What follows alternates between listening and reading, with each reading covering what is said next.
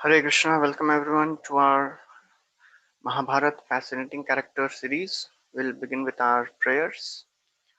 Om Jnanatimirandhasya Jnananjana Shalakaya Chakshurunmilitam Yena Tasmai Shri Gurave Namaha Namaha Om Vishnupadaya Krishna Pristhaya Bhutale Srimate Bhaktivedanta Swami Nitinamine Namaste Saraswati Devi Gauravani Pracharine निर्विशेष शून्यवादी पाश्चात्य देश तारिणे जय श्री कृष्ण चैतन्य प्रभु नित्यानंद श्री अद्वैत गदाधर शिवासदि गौर भक्तवृंद हरे Krishna Krishna Krishna Hare Hare Hare Ram Ram Ram Hare Hare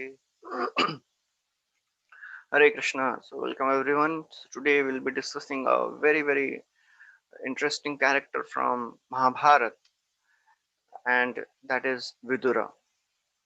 Vidura is a well known personality in Mahabharata. So, we'll be discussing the life of Vidura, what are the teachings of Vidura, and we'll see how Vidura's life is very full of challenges, but still how he always continues to be on the path of virtue, dharma, guiding Dhritarashtra. So many facets of Vidura we'll see today. So Vidura, he was born through a maid servant and Vyasdev. So we know the story. We have discussed it earlier also that when Vichitra Veer was dead, then there was nobody to beget the children and the heir of the dynasty of Kaurava Vamsha was there was nobody. There was no heir to the dynasty. So Satyavati, she requested Vyasdev. Vyasdev was the son of Satyavati, which she got even before her marriage to uh, Shantanu. And before her marriage, she begot Vyasadev through Parashar Muni. So Satyavati, she called her son Vyasdev and she requested him to beget children through Ambika and Ambalika. And we know how Ambika and Ambalika, because they were expecting Bhishma, but when they saw a great sage, and generally because sages they stay in forest, so Vyasdev was not very good, handsome looking personality. He was having a very long hair, jata, wearing a deer skin, not so attractive in his looks. So Ambika and Ambalika, they begot children from Vyasdev. They begot but Ambika closed her eyes and Ambalika fainted. She became pale actually, didn't faint, she became pale. So as a result, Dhritarashtra was born who was blind and Pandu he had a pale complexion. Satyavati she requested Vyasdev to beget one more child. And that this time Ambika and Ambalika they didn't agree. They thought we cannot unite with this sage again. So they sent their maid servant, and this maid servant, her name was Shudri. So this maid servant, because she had such awe and reverence for Vyasdev, a great sage, she served him very nicely. She was very respectful in her attitude towards Vyasdev, and she made him very comfortable. And in this consciousness, in such a respectful and wonderful consciousness, she got a child from Vyasdev. And as a result of that, a great personality, Vidura, was born. So we have to understand that serving great souls with right attitude is a right way to receive their blessings. As we can see in this case, because this seemingly low caste woman, from she was not a Kshatriya lady, she was not from a royal family, she was just a servant, maid servant.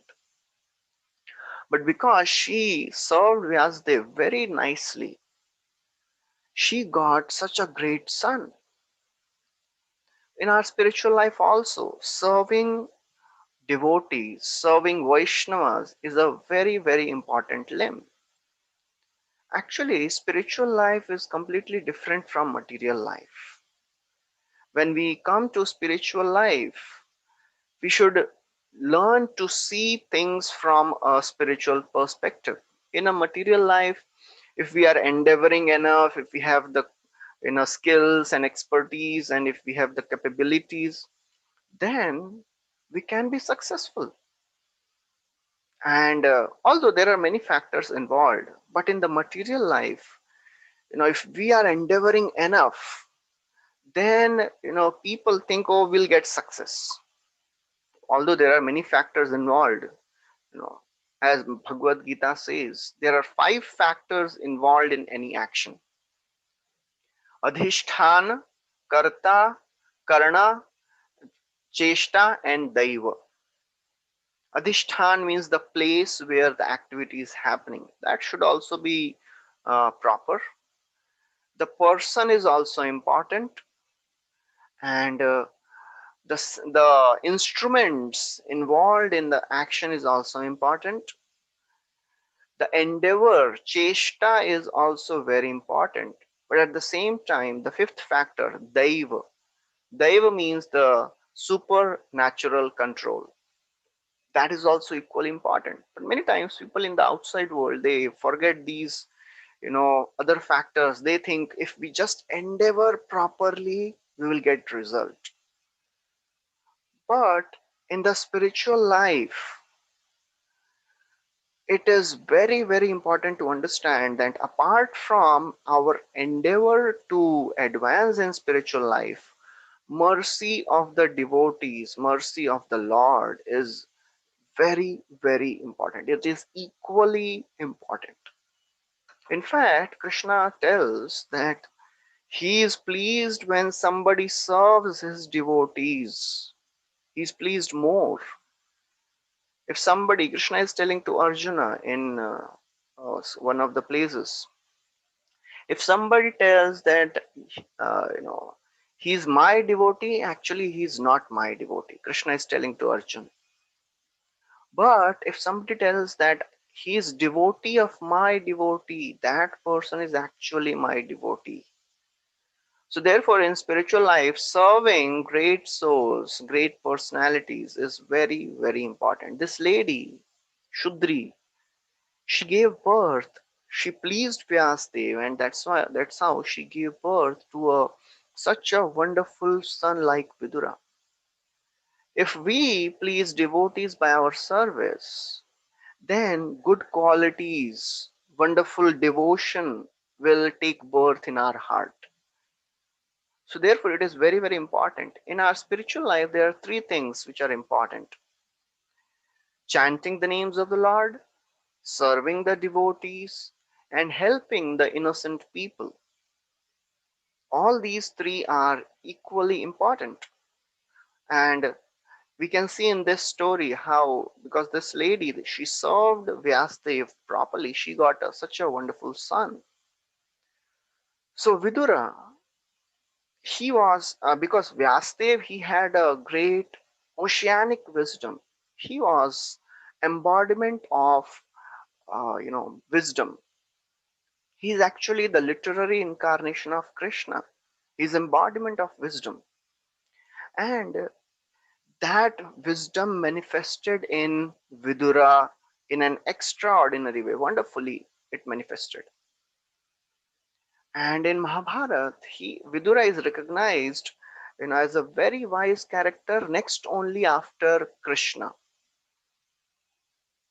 Therefore, all the Pandavas, they would take counsel from Krishna and from Vidura because of his extraordinary wisdom. So in Mahabharata, there are many conversations which happen between Dhritarashtra and Vidura, because Vidura, he keeps giving guidance and counsel to Dhritarashtra in many places in Mahabharata. All these instructions all these advices of Vidura, they are compiled as Vidur Niti.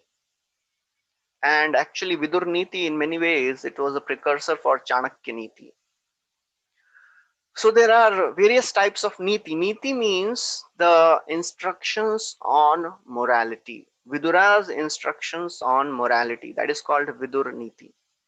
So there are various types of Niti which are described in the scriptures. One is Brihaspati Niti. Brihaspati Niti means good end, good means. I want to do something good, and for that I will follow the right means. And Yudhishthir, he always followed this Brihaspati Niti. I want good results, and for that I will follow the right path. Brihaspati Niti. There is something called Shukra Niti. Shukra Niti means good end, any means is okay, whether good or bad. If the end is good, don't mind if I have to follow a wrong path also. Krishna followed this niti sometimes. We see in the case of Karna, we saw discussed how Krishna told Arjuna, you kill him. He was on the ground, but still the principle is shatho shatyam. You know. So Lord, when he follows this niti, the end result is always good, dharmic.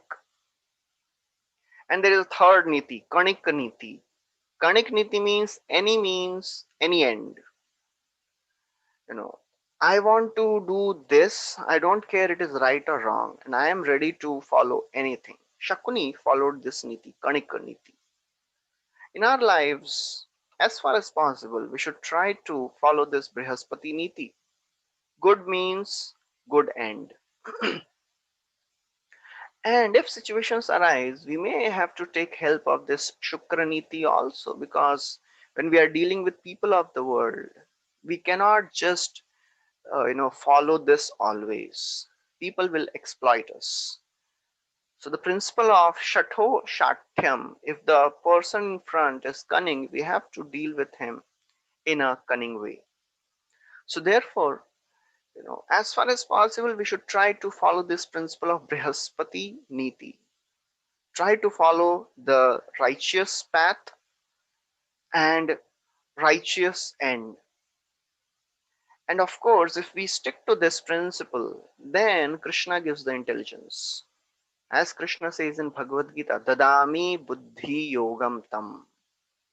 Krishna says, I give the intelligence to a person who is on the path of spirituality, on the path of dharma, how to come close to him. It is very important to understand that whatever dharmic religious principles we are following in our life, they should bring us close to Krishna. They should bring us close to spiritual life. As Bhagavatam describes very wonderfully, one verse, shloka in Mahabharata, in Bhagavatam says, Nehayat karma dharmaya na viragaya kalpate na tirthapada sevaya jivannapi mritopisa. So this beautiful verse says, if your actions are not taking you towards religious duties, if the religious principles are not taking you towards, becoming attached to the principles of virtue and becoming detached from the worldly things, dharma should ultimately make one close to God. And if your renunciation is not bringing you close to devotional service, then it is all a waste. So therefore, Vidura, he spoke this Vidura Niti, and he had an extraordinary wisdom, and he was a very, very wonderful friend, extraordinary friend. He would always seek well-being of Dhritarashtra. Although Dhritarashtra never heard the advice properly, he would refuse the advice of Vidura. But still, Vidura is an example, very brilliant example, how one should continue to give good advice even if it is not followed, although it is very, very difficult. But Vidura is a person of perseverance. He is a person who never gives up. And we'll see again and again it comes in Mahabharata. Many of the stories of Mahabharata, they have a connection with previous lives incident. Who was Vidura? Mahabharata and Bhagavatam describes who was Vidura in the past life. Vidura was Yamraj. Yamraj is a person who gives the decision of our actions after we leave this world.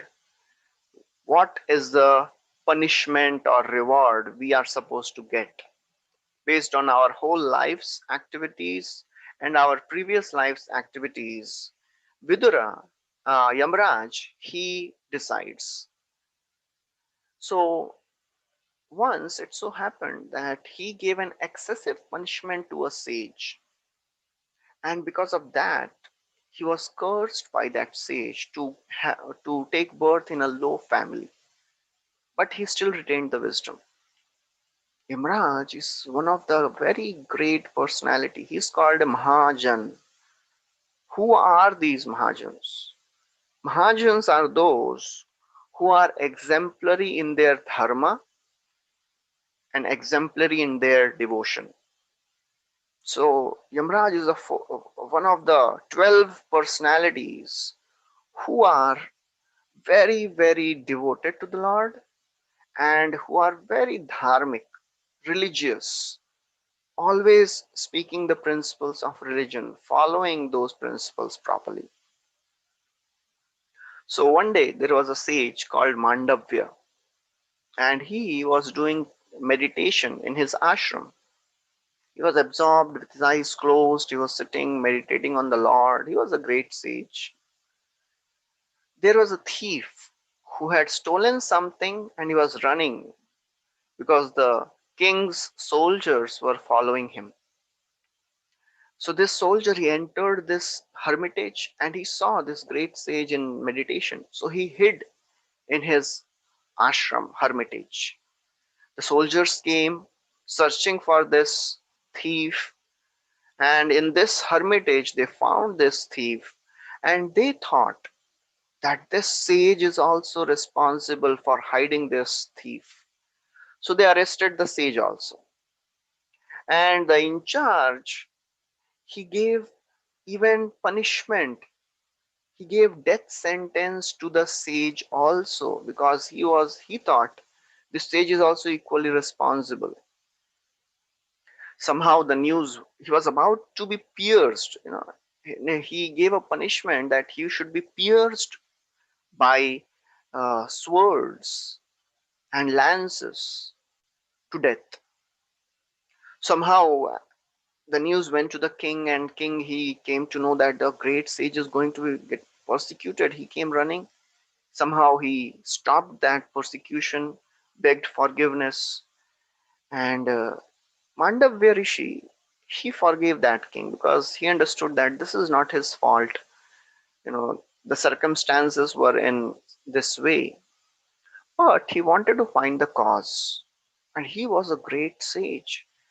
He went directly to Yamraj because Yamraj is the one who gives punishments and rewards according to our actions. So he went to Yamraj and asked, what was my fault? Why I was prosecuted and humiliated and I was about to be, killed? Yamraj told that when you were a small child, as a plaything, you pierced an ant and the ant died. You pierced the ant with a sharp object. So therefore you had to suffer the punishment because you killed the ant, you had to suffer this. But because you did it when you were a small child, you were ignorant of the law, so therefore you did not have to suffer the punishment of death. Mandavya, when he heard this, he was very angry. He became so very angry. He said, "How can you do this? This is not the right way." The child does not know whether this is right or wrong. His intelligence is not properly developed. He does not know the discrimination. How can you punish a child for this very innocent, act of, piercing an ant? The punishment of being criticized and arrested, and I was about to be killed, and I had to suffer all the humiliation from the soldiers. This was much more than what I did. The reaction which you have given is very, very disproportionate. And because you have given a disproportionate reaction, you are not worthy of giving judgment.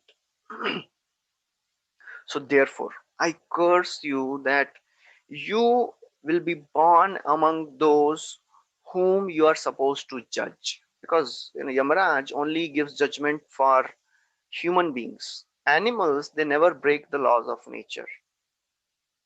Therefore, they are not to be judged. They are just following the laws of nature, you know, helplessly. They cannot even rebel. We humans, we have been given a very wonderful intelligence. Therefore, we can decide to do right or wrong. Therefore, we are punished and rewarded for our bad and good deeds.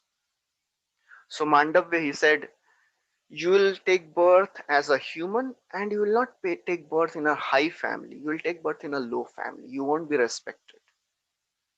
As a result of that, Yamraj, he was born as a son of a maid servant, very simple maid servant, Vidura. So now Yamraj was not there. So who will take care of the post? So one another personality called Aryama, he became the in charge of the Yamraj's post in his absence. Somebody may think, how can Yamraj commit a mistake? We always hear that humans commit mistake, human system has faults, but God's system has no faults. But we should understand that Devatas, they are also living entities. And because they are living entities, they also have some faults. So therefore, they also commit mistakes. Just like we hear the story of Indra. Indra, he wanted to drown the whole Vrindavan by showering rains, torrents of rains, and then Govardhan Leela happened. So therefore, Devatas may be powerful, they may be intelligent, much, much more intelligent than any of the humans, but still, because they are living beings, so therefore they also commit mistakes. Only Krishna, the Supreme Lord, is without any fault. Otherwise, everybody in this world makes mistakes. Even devatas, they commit mistakes. But Krishna makes sure, because he is the overall supervisor, in charge, controller, he makes sure that in the ultimate analysis, nobody gets a disproportionate reaction. He makes sure. So, therefore, we have to understand that many times what we get in our life may seem very disproportionate. I didn't do anything wrong. I was doing good for everybody. Yamraj may also say, Are, I was giving a judgment based on what is the common phenomena. What is the law? Why I had to suffer all this? Why I was cursed? But we have to understand that any disproportionate thing which is happening in our life, which we may not be able to understand, it is because of some of our past deeds. And because many times people, they cannot understand why bad things are happening in their lives, they lose faith in God because they can't see the connection. We know the famous story of Darwin, the propounder of the theory of evolution. He was a priest in the church. He was a believer of God, But because his son died of a disease at a very young age, therefore he started questioning the existence of God. And then he became so very against, he decided, I'll prove to the whole world that there is no God. That is the consequence of faithlessness. So, therefore, how to develop that faith, how to always understand things from a proper perspective? For that, we need three things: we need saintly people, we need scriptures, and we need a teacher, guru, sadhu, and shastra. We have to develop a vision of scriptures. Just like if people they have a defective vision, they wear glasses. If somebody is wearing red colored glass, everything will appear red. Similarly, we have to understand, if you want to see things in right perspective, we have to learn to wear the glasses of scriptures every time we see the world. I read something, and that is called Shastra Chakshu. Shastra Chakshu means to see things from the eyes of scriptures. I read something very nice. It was written on a wall somewhere in the South Bombay. Real eyes, real eyes, real lies. Very interesting statement. Real eyes. If you have a real vision, then you will realize what are the real lies of the world. This is very, very important. And we will understand, we'll get this real eyes when we read scriptures, when we associate with saintly people, when we learn from them, then we will realize what are the real lies of the world. In this world, there is so much of propaganda which is going on about how we can be enjoying always, we can be happy. All the advertisements, all the billboards, all the movies, everything is just painting us such a wonderful picture that this world is so great. Just you do this, you'll be happy. Every movie ends with and they lived happily ever after. Nobody shows what happens after that. you know so therefore it is very important when we learn to see the world from the eyes of scriptures, then we will realize what are the real lies of the world. To understand the scriptures, we have to take shelter, we have to live a life of goodness, mode of goodness. What is mode of goodness? In simple words, mode of goodness means to live according to the laws of nature, how the nature has made this body, use it in a proper way. This is a general observation. If we get some gadget or a vehicle, if we use it properly according to the instructions of the manufacturer, the car or the gadget will go on for a long time. If we abuse, then it will get spoiled very quickly. Similarly, if we learn to live a life of mode of goodness, that's what Bhagavad Gita Krishna says. Yuktahara viharasya yukta cheshtasya karmasu yukta swapnavabodhasya yogo bhavati dukkha. Yogo bhavati dukkha. That is a secret of living a happy life. Yukta ahar, yukta vihar, yukta cheshta, and yukta karma. Yukta means it comes from the word yuja, which comes from the word yoga. So if we live our life based on the principles which are laid down by God, laid down by Krishna, then we will develop a right type of intelligence to see things in the world with proper wisdom. And therefore, Vidura, you know, he when Yamraj became Vidura, he knew. Okay, there must be something which I had done in the past, that's why I'm suffering, going through all this. So Vidura, he had a great wisdom.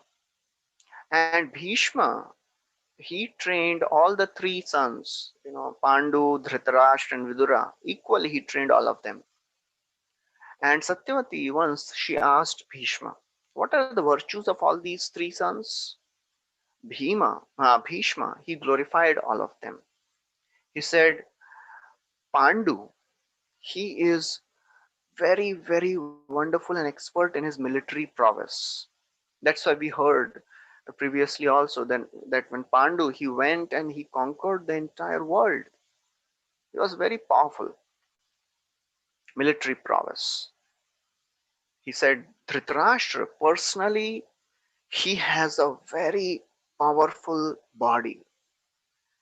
And that's why we hear that after all the Kauravas were killed and Duryodhana was killed by Bhima, Dhritarashtra he had such anguish. Because all his sons were killed by Bhima. He had taken a vow, Bhima had taken a vow that I'll kill all the 100 Kauravas. So after all these Kauravas were killed, Dhritarashtra he just called Bhima and he wanted to embrace Bhima. But his intention was he wanted to crush Bhima. But somehow by intervention of Krishna, Bhima was saved. So Dhritarashtra was very powerful personally, physically. And then he said, Vidura, he has a great wisdom. Although he was not born in a royal family because he was born from a maid servant, so he was not entitled to become the king. He was not having any, kingly opulence, kingly responsibility. Although he was given all the opulence of a royal person, but he was not entitled to become the king.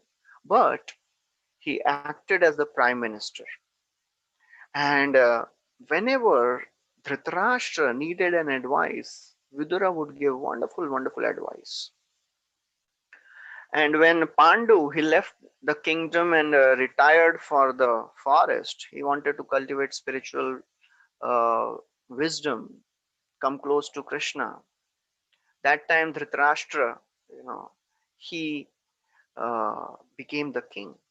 And even before that, when Dhritarashtra, because he was blind, although he was elder and he wanted to become the king, but because he was blind, so Vidura, he told very strongly that, oh, Dhritarashtra is very strong, but he is blind, so therefore he cannot become the king. Dhritarashtra, although he felt so very bad, but he consented and he blessed Pandu, okay, you can become the king. But then after Pandu retired and Dhritarashtra became the king, practically Vidura was the one who was ruling, because Dhritarashtra was blind and Vidura was ruling the kingdom with the help of Bhishma. Because Duryodhan was also very small that time and Dhritarashtra was blind. So Vidura was the one who was taking care of the affairs of the kingdom. He would guide Dhritarashtra in all the political affairs also. And when Pandavas they returned to Hastinapur after Pandu died, Vidura he had a natural affection for Pandavas.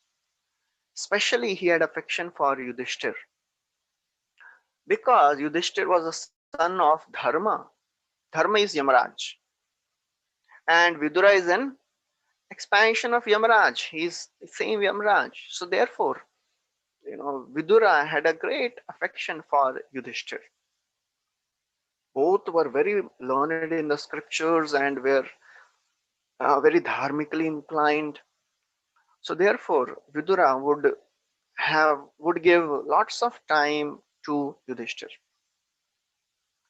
Vidura was such a wonderful personality. He always wanted to good for the entire dynasty. It was not that because Kauravas were not behaving properly, he was partial to Pandavas. No, he wanted to help Kauravas also and Pandavas equally. But Vidura, because he was just a prime minister, his role was just to give a good advice, nothing more than that. and he was reduced to powerlessness, because Dhritarashtra, he would not accept the advice of Vidura. He would hear the advice very nicely, but he would not accept, he would not implement. So if the king does not take the advice, then what can the minister do? If a good advice is neglected, then the person who neglects the advice suffers more than the person who gives the advice. Although if we are giving good advice to somebody, we uh, expect that the person will follow it. But if the person is not following, that person suffers more. So it is said that uh, to profit from a good advice requires more wisdom than to give it. Very interesting statement.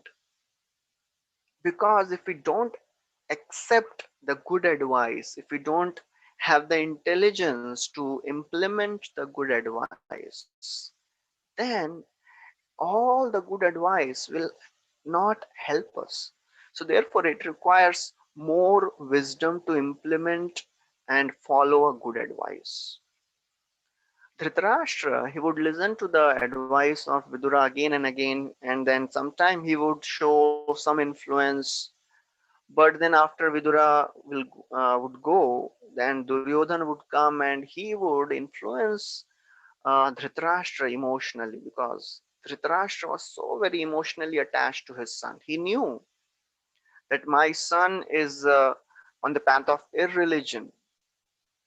And again, and more than once, he himself said that I know Duryodhana is wrong, but still, and I know what is right, but still I cannot follow it. So Duryodhana would manipulate him, and because he was weak personally, Dhritarashtra, he was not able to follow the good advice. Duryodhan, he was wicked, and therefore he was, trying his best to manipulate the weak-hearted Dhritarashtra. So weak-heartedness, we have to understand, if somebody is weak-hearted, weak-heartedness means I know this is right, but still I am not able to do it. This happens many times with many of us. I know this is right, this is supposed to be done, but still I am not able to do it. Why this happens? This is very, very challenging. You know, I know this is right, but still somehow I am not able to do it. That's what Arjuna is telling to Krishna in Bhagavad Gita. He's asking a question, oh Krishna, why does a person engage in sinful activity even though he is unwilling to do it? अथ केन प्रयुक्तोऽयं पापं चरति पुरुषः अनिच्छन्नपि वार्ष्णेय बलाद् इव नियोजितः. O Krishna, why does a person engage in sinful activity? पापं चरति. क्यों कोई व्यक्ति पाप करता है? अनिच्छन, इच्छा ना होते हुए भी. He is unwilling, but still he is forced to do it. I know this is wrong. I know this is not proper, irreligious, sinful, but still I cannot stop doing it. Why? Krishna replies, weak heartedness is a sign of attachment to enjoy things in the world at any cost. That is the reason of weak heartedness. काम एष क्रोध एष रजोगुण समुद्भवः महाशनो महापाप्मा विद्येन मिह वैरिणम्. So in one verse, Krishna very enigmatically encapsulates the whole, reason of weak-heartedness, the desire to enjoy at any cost, whether good or bad. The more we compromise on our values, the more we compromise on our virtues, on our dharmic conduct to enjoy things of the world, the more we become weak. This is a vicious cycle.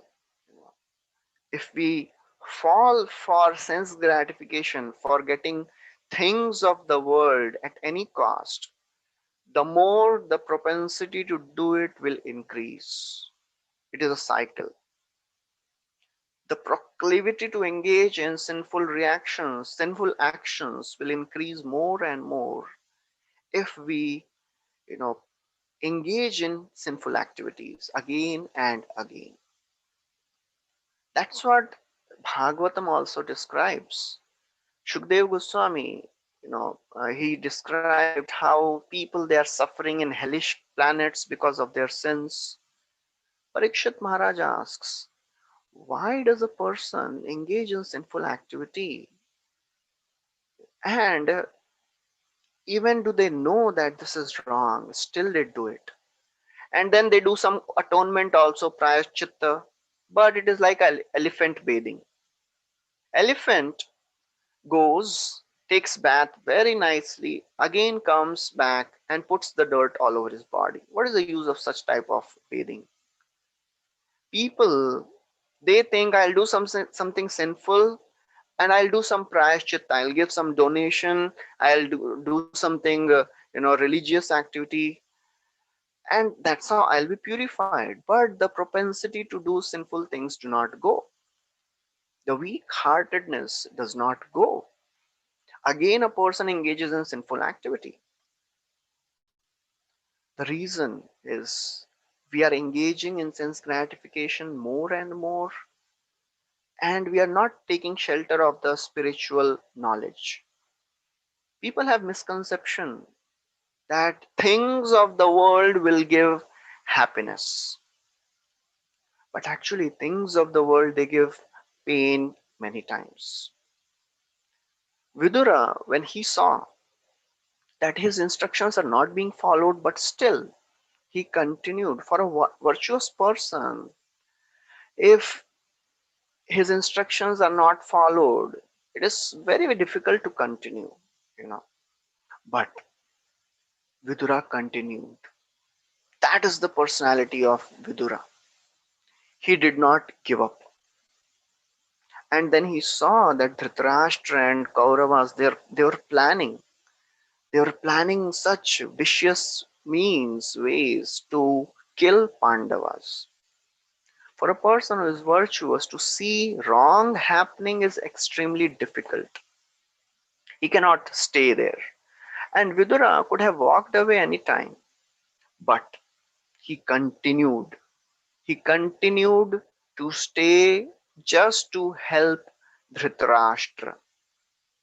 Because personally, we'll discuss about Dhritarashtra more in our future sessions. But personally, Dhritarashtra is not wicked at heart.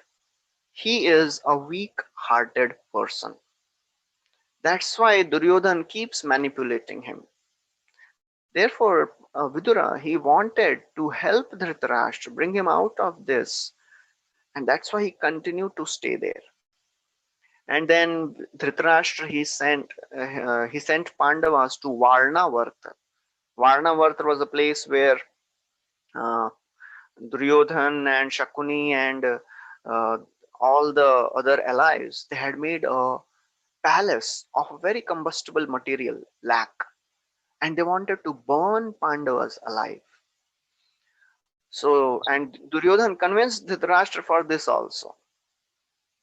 Dhritarashtra, he told Pandavas, you go to Varnavarat and stay there nicely. Vidura, he understood there is some conspiracy going on. He sent his spies and he came to know everything. He went to Yudhishthir before they were going. They were about to leave. Vidura went to Yudhishthir and he spoke in a very enigmatic way because he knew that the spies of Duryodhan are always around. So them, he didn't want Duryodhan to know that Vidura is helping. He's helping Pandavas. So he spoke in such an enigmatic way which nobody could understand. He said, one who knows that there are ways to kill without piercing with weapons, he will stay protected. Very enigmatic language he's speaking. He says, forest fire which burns the forest cannot burn the snakes which go underground. And therefore, that person will stay protected.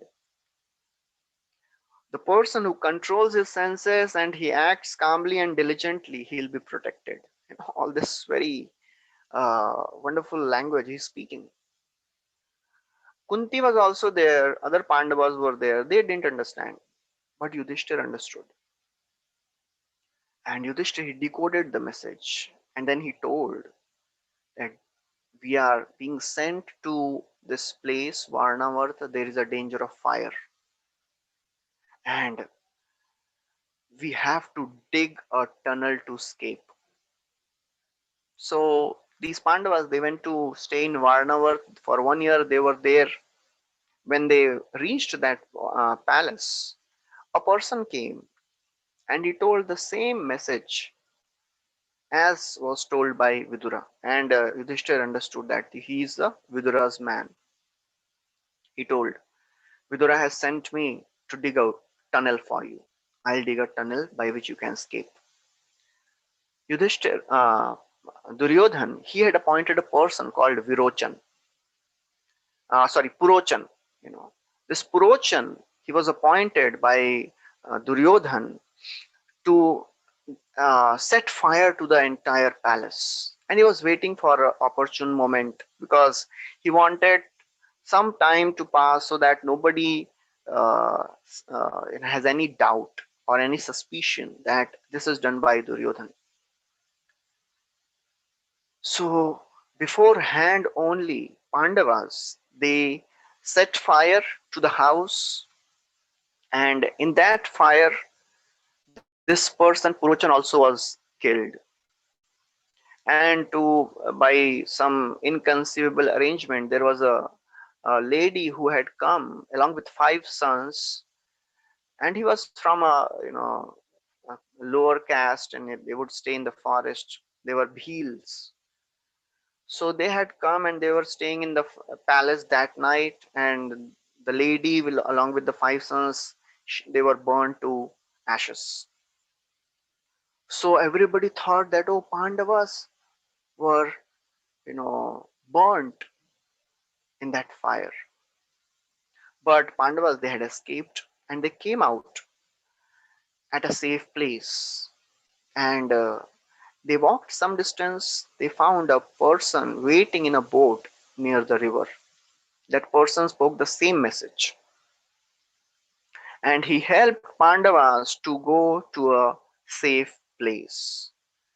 So Vidura was always alert to protect the Pandavas, to save the Pandavas from vicious acts of Duryodhan. So therefore, a person who is virtuous, who is dharmic, he likes to help other people who are dharmic, who are virtuous.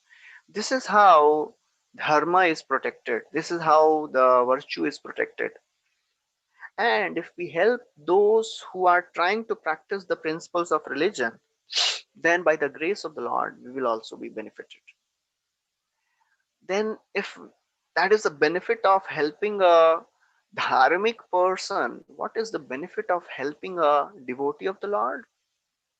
Because many times people may be dharmic, but they may not be devoted to Krishna. But ultimate dharma is to serve Krishna. Dharma sonashtita pumsam vishwaksena kathasuya nautpadiye ratim yadi shrama evahi kevalam. Bhagavatam describes. What is actual dharma? Dharma of every living entity is to serve the Supreme Lord.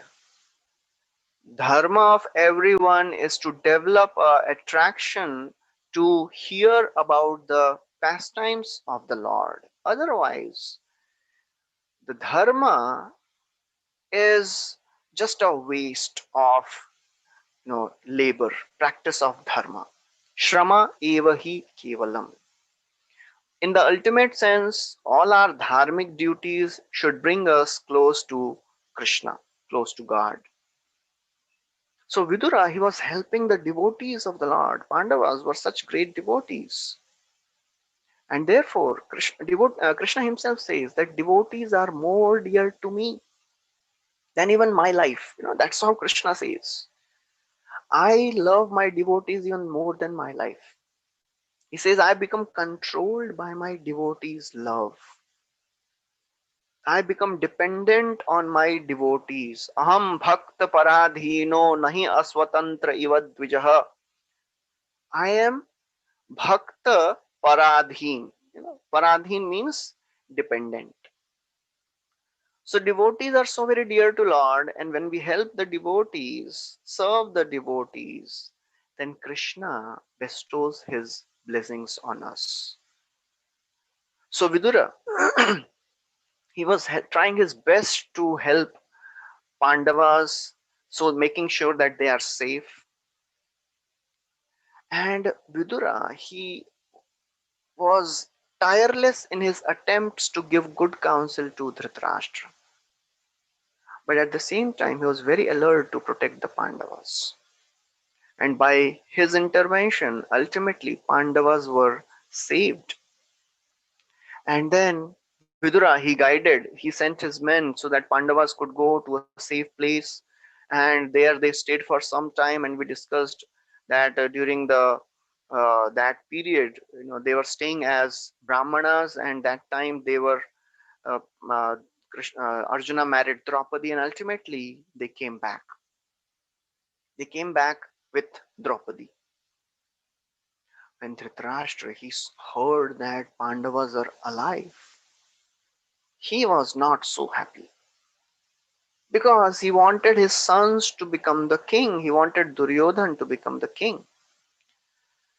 And therefore, when he saw that, oh, now Pandavas have come back and now they will have to, be given the kingdom, because he knew that Pandavas are righteous, they are the right people to become the kings. The whole kingdom was blaming Kauravas, blaming Dhritarashtra, Duryodhan, even Bhishma, that you all, you know, plotted and you all burnt the Pandavas. So Bhishma, he went and told Dhritarashtra that you please give the kingdom to Pandavas, make Yudhishthir Maharaj the king. So Dhritarashtra, he was not so happy, but externally he made a show of becoming so very happy. But Vidura was the one who actually welcomed them. He made nice arrangements for the Pandavas to stay so that they are comfortable. And Dhritarashtra, and then we know the story that how Pandavas, they were given half of the kingdom, which was a barren land. It was called as Khandav Prastha, and there by the you know power of the Pandavas and the intervention of Krishna, they made a huge wonderful city of Indraprastha. And then the wonderful palace was made by the help of the demon Maya. And then Duryodhan, when he saw the opulence of Pandavas, he became so very envious. He told Dhritarashtra his plan of gambling. And we have heard about gambling in detail in the discussion about Draupadi. Dhritarashtra was superior, he was elder, so he sent Vidura to call Pandavas for gambling match. Vidura, it was intolerable for him because he knew that this is wrong. This is all plotted by Duryodhan, but still he had to do it. And when Vidura he reached the place, and Yudhishthir Maharaj he saw the very dismayed and sorrowful face of Vidura, he understood that there is some wrong, and he understood that this is all this may be a plot, but still, because he had taken a vow to follow the instructions and orders of elders, he relented, agreed. Although unwilling, but still he agreed. And then in the gambling match, we have discussed how it was so very, sinful. Very sinfully, Duryodhan, he, with the help of Shakuni, he took took away everything of the Pandavas. And as the gambling progressed, Vidura, he was repeatedly warning Kauravas.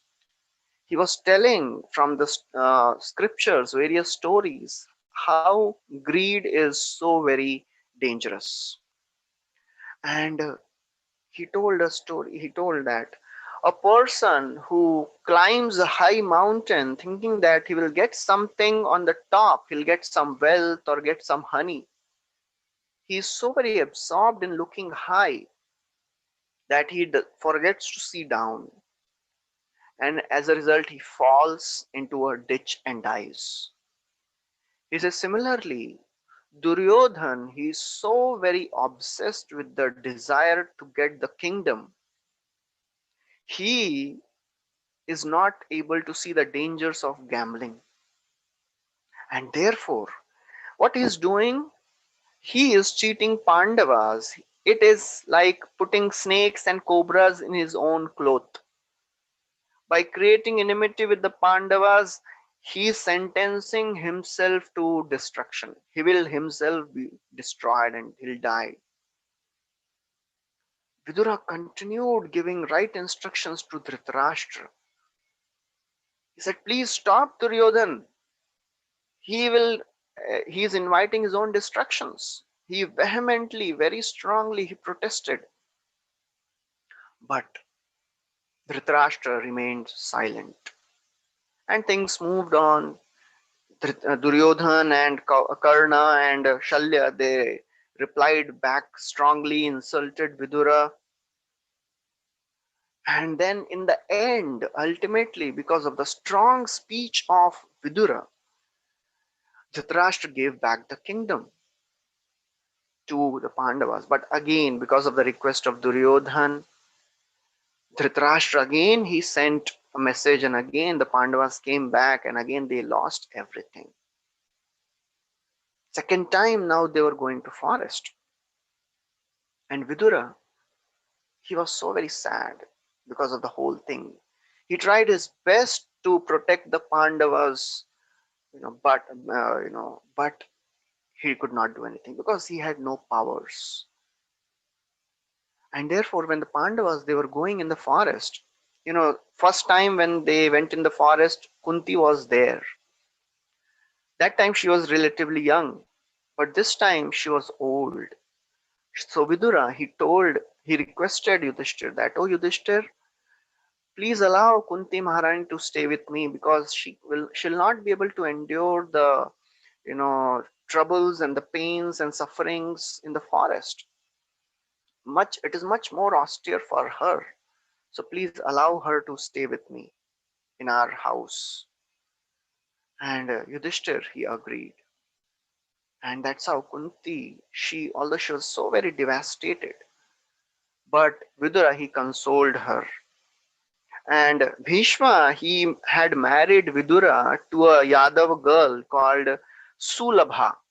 She was also a very great, devoted, dharmic lady. So Sulabha became friends with Kunti, and for 13 years, Kunti was staying with them. And during this period, when Kunti was so very sad, devastated, it was Vidura who helped, consoled Kunti along with his wife. So that is how the story of the Vidura. It will continue. We'll continue next time. We'll stop here. Thank you very much. Hare Krishna.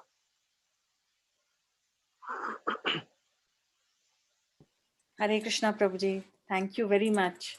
Vidur is a personality, a devotee who has served the Pandavas, the Kauravas, everybody, and a very great, like you said yourself, a Mahajan, but has never got that recognition in the common people.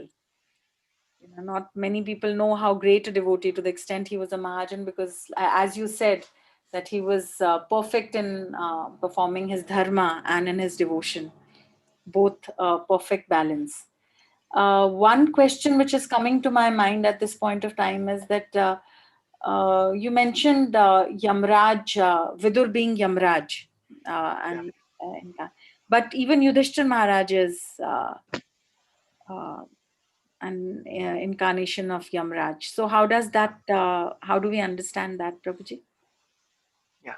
So Yudhishthir, he is a son of Yamraj. He is not the incarnation. He is a son of Yamraj. Dharma.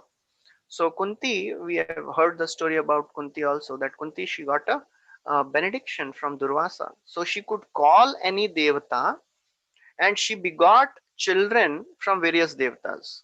So Yudhishthir, he was the son of Dharma. So therefore, a father, the son gets lots of qualities from father also. So because Dharma, Yamraj is Dharma personified, he is Dharma also. He is called Dharmaraj also.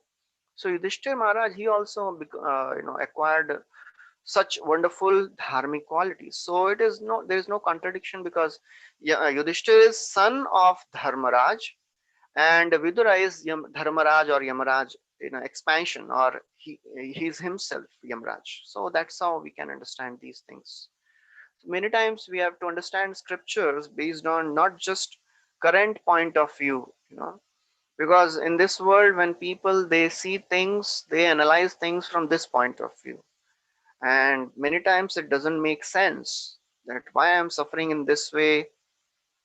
But when we see things from a you know long term perspective, then we understand the type of thoughts we have in this body, the type of uh, nature which we have. We can understand what actions we have performed in the past life. As it is said, we are dressed by and we are dressed for our desires.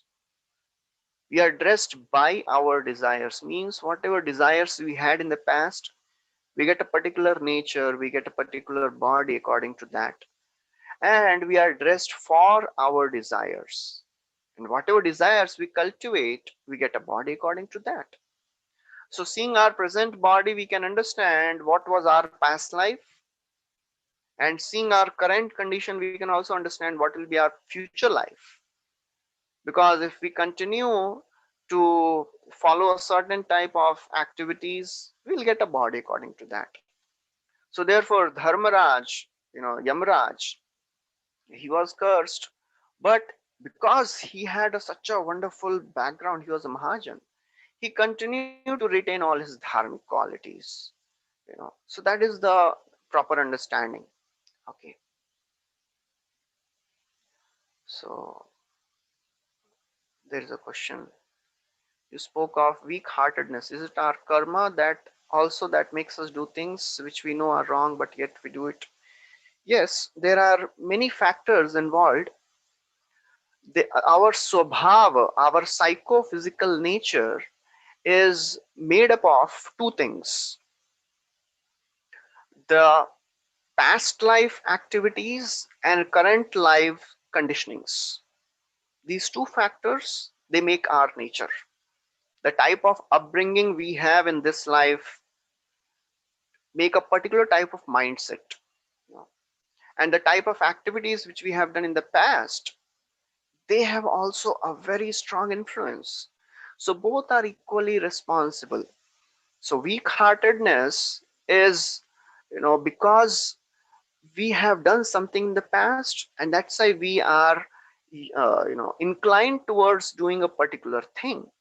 That is called kuta in Sanskrit. Kuta means the proclivity to do a wrong thing.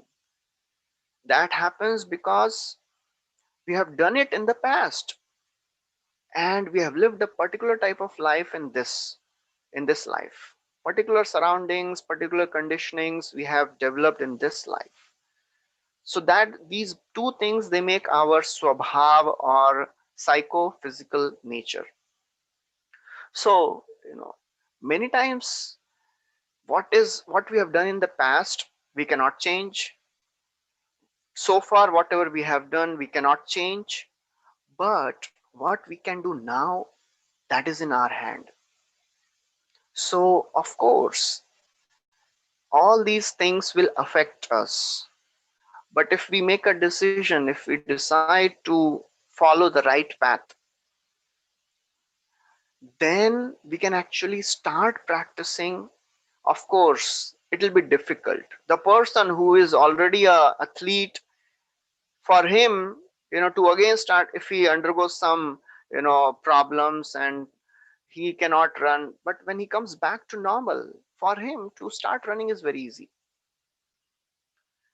But a person who has never done it, for him to start running and compete, it is very difficult. But there is no loss. Even if you start, better late than never.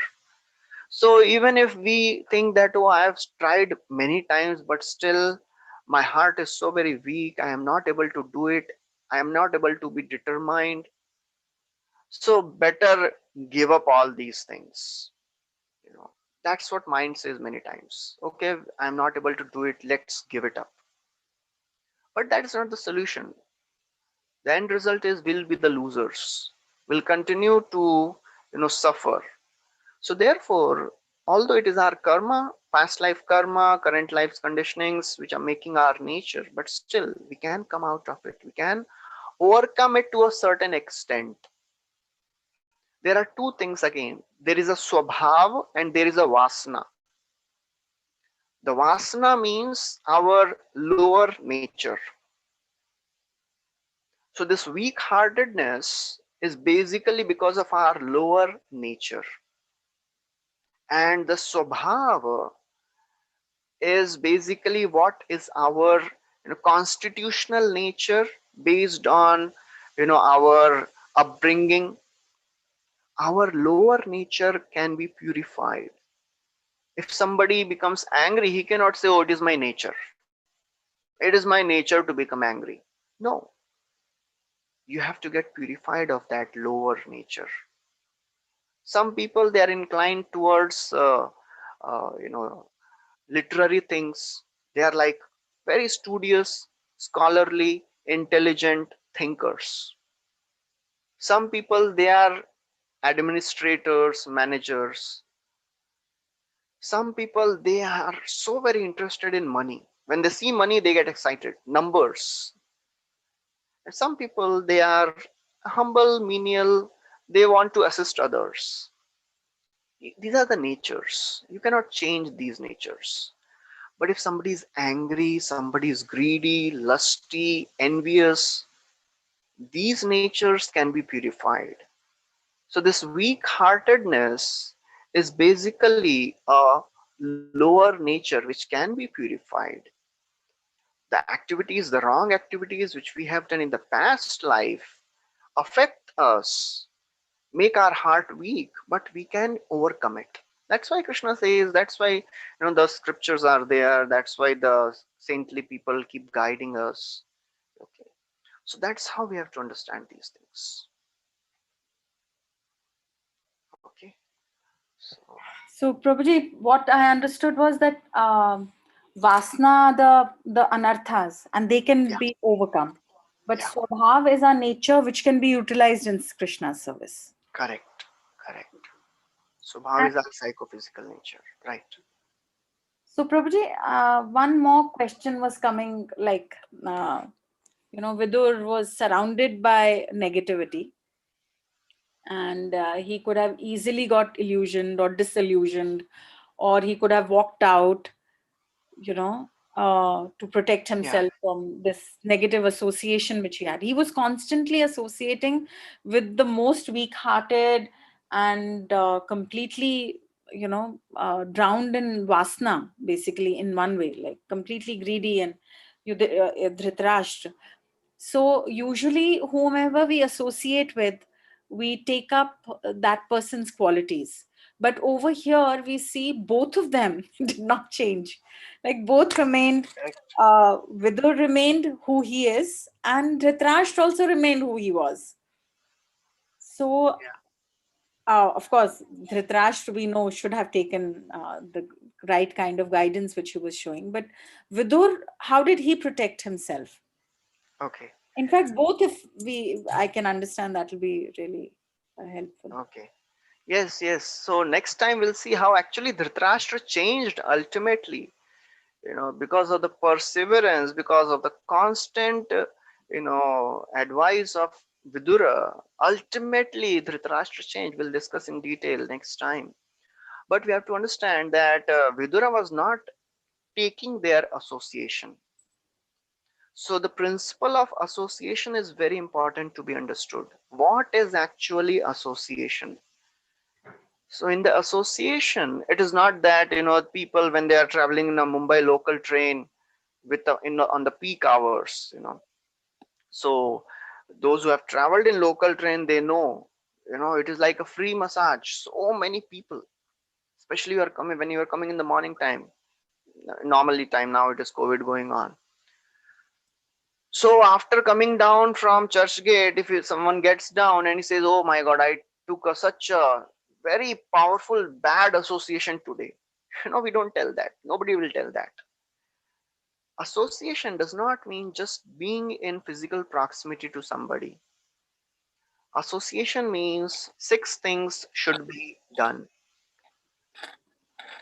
When we exchange the gifts, when we take gifts or give some gift, when we exchange food, sit together, eat food, and the most important is when we exchange our thoughts, when we exchange our hearts. That is the most important way to develop a association relationship. So Vidura, although he was constantly there, surrounded with all these vicious, wicked people, he was not taking their association. He was just giving good advice. And he was associating with Pandavas. He was associating with Krishna. He was absorbing himself in scriptures. He was reading. He was there with Bhishma, another great Mahajan. So therefore, we have to understand the principles of association. Association means revealing our heart. That is very, very important. You know, First we exchange things, then we exchange food, then we exchange thoughts. When the exchange of thoughts begin, that is a very, very prominent and powerful way to, affect us, to develop a relationship with the person. So Vidura, he was not taking their association. He was just giving a good guidance. It was a role. It was the role which he was playing. So personally, he was such a great, virtuous, and at the same time greatly devoted personality. We'll discuss about Vidura's devotion in the next class. How he was not just a virtuous person, he was a greatly devoted person. Actually, many times we are in that situation where Vidura was, surrounded by people who are either irreligious or atheists. Krishna says in Bhagavad Gita how to be in such a situation. He says, Padma Patra Ivam Bhasa. Padma Patra means just like a lotus leaf. Lotus leaf may be directly in touch with water, but it is not touched by water. So Krishna says, you have to be like, oh Arjuna, you have to be like a lotus leaf. Stay in the world, but don't become, like them. Don't be off the world. So we have to develop a consciousness like a lotus leaf. Don't get affected. How that will happen? When we absorb our mind so much with the spiritual thoughts, so much with the thoughts of Krishna, chanting, by taking shelter of Bhagavad Gita, Bhagavatam, that all these things won't trouble us, will not affect us. So Vidura was constantly doing it. That's how he was completely unaffected. He was not taking their association. So association means when we exchange thoughts, and when we associate with devotees, then we will not get affected when we go out in the world, because we cannot stay isolated. We have to meet with people for our official things, for our family purposes, with our relatives who may not be spiritually interested. We have to be with them. We cannot just say, no, no, I don't want to meet anybody. We have to be in the world. But in our personal practices, we have to make our consciousness so very strong, so very spiritual, that these things will not affect us. When people they give suggestions, oh, why you are becoming so much spiritual, it is not good, stay with us, come for party, why you are going to temple. Bhagavatam describes a very wonderful way how to deal with these people. So one verse comes in seventh canto. This verse says, ज्ञातयः पितरः पुत्रा भ्रातरः सुहृदोपरे यद्वदन्ति यदिच्छन्ति चानुमोदेत निर्मम. Very interesting verse. This verse says, when your relatives, gyataya means known personality, some known person comes, your pitra, fathers or parents or some elderly people, putra, your subordinates, they may say, oh, mummy, you are becoming so very inclined spiritually. Why you are going to temple? Just come with us. We'll go for a party or some, why you are going for a yatra? Just we'll go to some scenic place, tourist place. Putra, when putra and subordinates they say something, surida, seemingly well wishers, they will say, oh, why you are becoming so much spiritually interested? Yad vadanti yad icchanti cha anumodet nirmama. You know what you should do?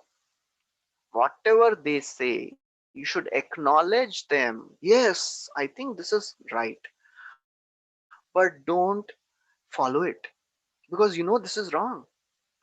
So just acknowledge their request. Yes, yes, that's all right. You know. So in this way, you don't have to associate with them, reveal your heart, just do the needful basically. That's what Vidura was doing. Doing the needful. His duty was to give good advice to Dhritarashtra, and that's what he was doing. He was not going and revealing his heart. He was not talking about devotion. No, just doing the needful. That's how we have to maintain our spiritual life. Okay. Yes, Prabhuji, that's how maybe he was a Mahajan. So he was performing his dharma, and but internally completely connected to devotees. And like you said, he was a Mahajan. Like you are a Mahajan because you are perfect in performing your dharma and your devotion. So thank you very much, Prabhuji. I Hare thank Krishna. you for all these. Thank you. Thank you, Mataji. Hare Amazing. Krishna. Thank you very much. Hare Krishna.